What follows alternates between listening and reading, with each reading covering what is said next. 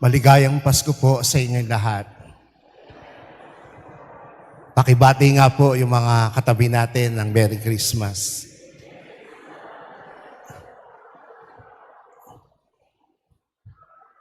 Kasama po ang mga kapatid na pari, kami po ay bumabati sa lahat. Lalong-lalo na sa mga kapatid natin dito sa pambansang dambana ng Our Lady of Loreto. Tunay nga po na umuwi si Jesus sa kanyang totoong tahanan, ang tahanan ni Maria, ang Loreto. Mga kapatid, nung ako po ay bata, kapag kami po ay pupunta sa department store at may mga laruan, ang gagawin po ng nanay ko, hihilahin ako. Kulang na lang takpan yung mata ko para hindi ko po makita yung mga laruan. Bagamat may mga laruan po ako, pinadadala po ito. Pero kapag dating ng malapit ng Pasko, syempre pupunta ka sa department store at kapag natapat ka doon sa mga laruan, hihilahin ka kagad ng nanay mo. No? Naalala ko po yun. Pero hindi po yun, wala pong problema sa akin yun.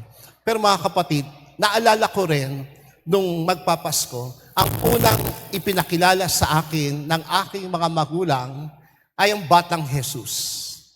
Ang Niño Jesus, sapagkat kami po ay taga Santo Niño sa Tondo, kaya po ang ipinakilala sa akin ng aking mga magulang ay yung batang Jesus, ang Niño, na napakaliit, napakaganda, at napakaamo.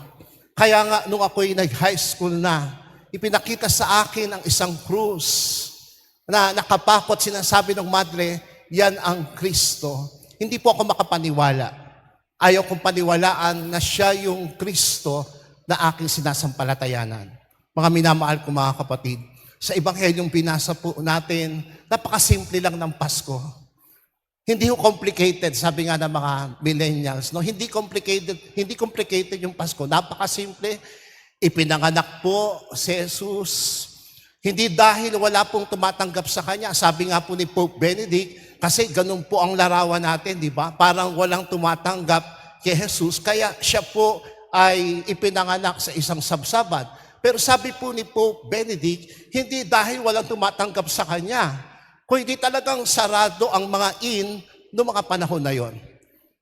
Ipinanganak, binalutan ng lampin, at pagkatapos po mga kapatid, ay nakita po natin na yung mga anghel ibinalita na sa mga pastol na dumating na ang tagapagligtas, dumating na si Kristo, ang inaabangan ng lahat ng mga tao. Yun po yung Kapaskuhan, napakasimpleng unang Pasko, ibinalita sa mga pastol.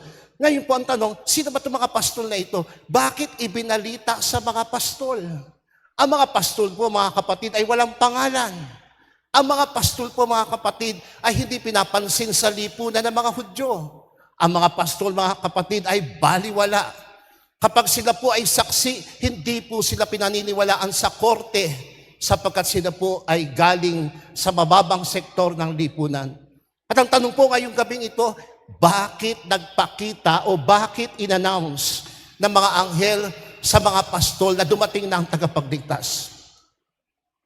Ang sagot po, sapagkat si Kristo, nung siya'y nagkatawang tao at nung siya'y lumaki na, nakiisa siya mga kapatid, hindi sa mga makapangyarihan, hindi sa mga maimpluwensya, kundi nakiisa siya sa mga taong mahihina. Sabi nga niya sa Ebanghelyo ni San Lucas, ipapahayag ko ang mabuting balita sa mga dukha.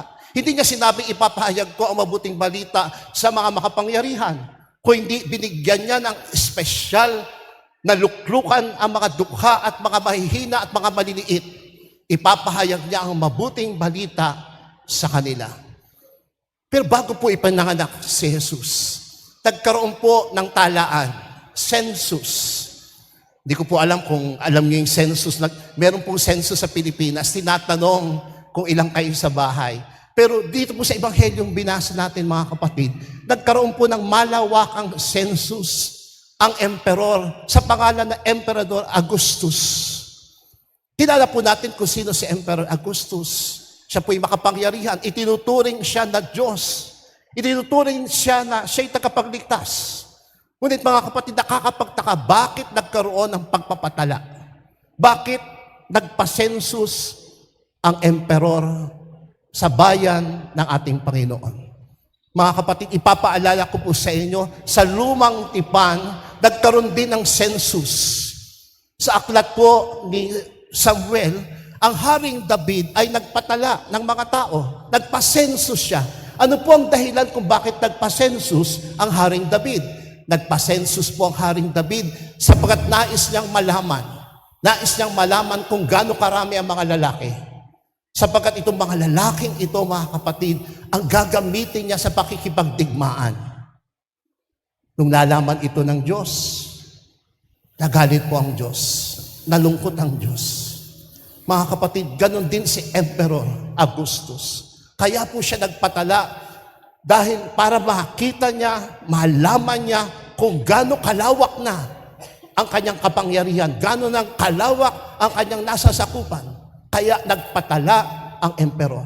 Pero mga kapatid, tandaan po natin, kahit hindi maganda ang intensyon ng emperor, ang ating Panginoong Hesus ay sumailalim pa rin sa census na ito.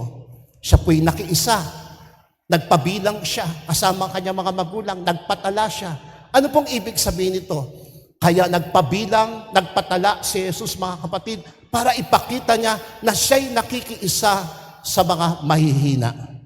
Pangalawa, mga kapatid, pumasok ang Diyos, ang bata, pumasok siya sa daigdig ng mga mahihina bilang maliit at mahina para ipakita niya lang sa atin na hindi ka dapat matakot sa Diyos.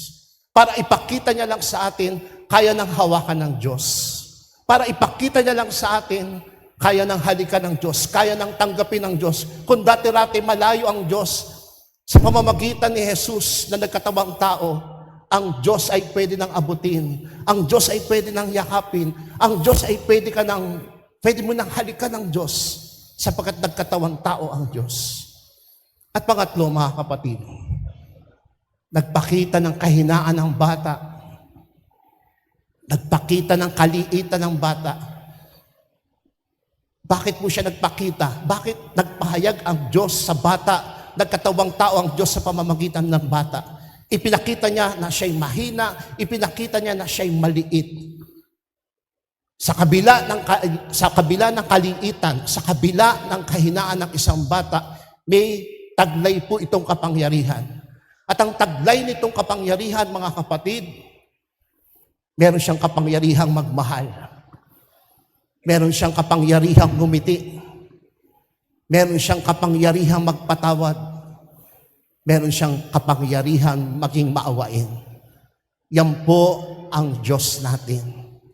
Ano po ang dapat natin gawin, mga kapatid, ngayong Pasko? Una, makiisa po tayo sa mga mahihina, sa maliliit. Bakit? Sapagkat ang Diyos ay mahina. Ang Diyos ay maliit. Hanapin po natin ang mga maliliit. Marami pong mga maliliit na nagkalat sa atin. Hindi lang natin sila bibigyan ng ayuda. Hindi lang tayo magpapakabuti tuwing Pasko. Kung hindi ito mga maliliit na ito, mga kapatid, ay bibigyan natin ng dignidad. Bibigyan natin sila ng karangalan. Tama na po ang ayuda na nagmumula sa mga politiko at pagkatapos magkakaroon ng utang na loob ang mga maliliit. Hindi po ganun ang nais ng Diyos. Ang nais ng Diyos, ang nais ni Jesus, bigyan natin ng dignidad ang mga maliliit at mahihina. Bigyan po natin sila ng kapangyarihan. Imulat po natin sa kanila. Ang tunay na kapangyarihan ay wala sa lakas. Ang tunay na kapangyarihan ay wala sa ganda. Ang tunay na kapangyarihan ay nasa pagmamahal, pagpapatawad, at pagiging maawain. Ano pa po ang dapat natin gawin? Tingnan po natin ang ating mga puso. Baka sa loob ng puso natin may mga digmaan na nagaganap. Magsawa na po tayo sa mga digmaan na nagaganap sa buong mundo. Tingnan po natin ang mga digmaan sa puso natin. Bakit nagkakagulo ang aking puso? Nagkakagulo ang aking puso sapagkat mga kapatid, punong-puno ito ng galit, punong-puno ito ng hinanakit, punong-puno ito ng insecurities, punong-puno ito ng pagdududa, punong-puno ito ng mga biases. Gusto natin maging makahulugan ang pagsilang ng batang maliit at mahina. Alisin po natin ang digmaan sa ating puso.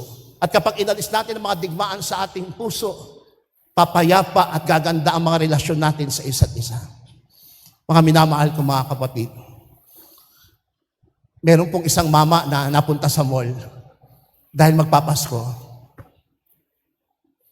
At nung magpapasko, napakaraming tao. Meron pong isang babae, may kargang bata, lumapit sa kanya.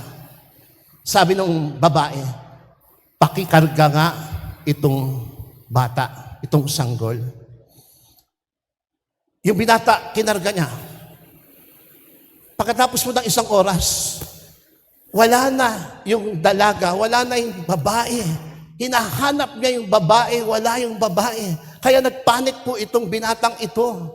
Sabi na, nasa na itong dalagang ito na pinakarga niya sa akin itong batang ito. Nataranta po siya, nagpanik, nagpunta po siya sa information office. At sinabi niya, merong isang babae na pinakarga ang bata sa akin. Hanggang ngayon, hindi ko siya makita. At napag-alaman po na itong babaeng ito ay kasapi ng agaw bata na kung saan inaagaw nila mga bata sa kalunsuran at ibinibenta nila, pinaampon nila. Buti na lamang mga kapatid, nahuli po ang babae. Ngayong gabi mga kapatid, hawak-hawak ni Maria ang batang sanggol, ipapakarga sa iyo. Anong sasabihin mo?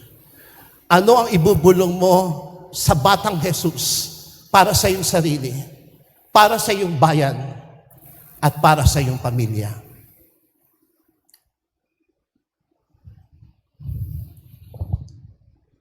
Amen.